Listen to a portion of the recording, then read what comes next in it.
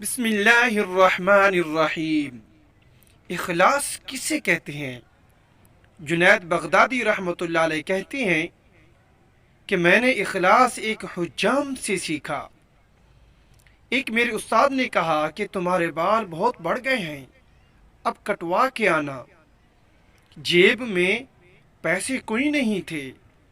حجام کی دکان کے سامنے پہنچے تو وہ گاہک کے بال کاٹ رہا تھا۔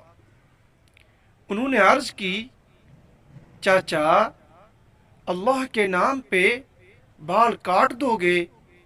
یہ سنتے ہی حجام نے گاہک کو سائڈ پر کیا اور کہنے لگا، پیسوں کے لیے تو روز کاٹتا ہوں، اللہ کے لیے آج کوئی آیا ہے۔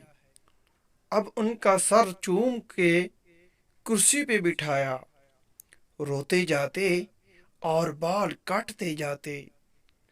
حضرت جنید بغدادی نے سوچا کہ زندگی میں جب کبھی پیسے ہوئے تو ان کو ضرور کچھ دوں گا۔ عرصہ گزر گیا، یہ بڑے صوفی بزرگ بن گئے۔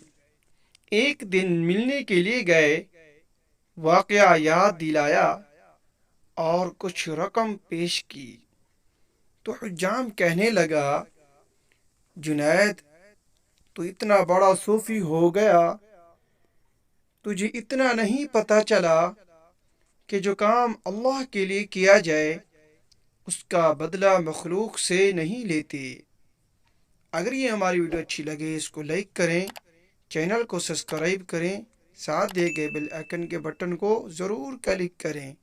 جزاک اللہ خیرا و احسن الجزاء۔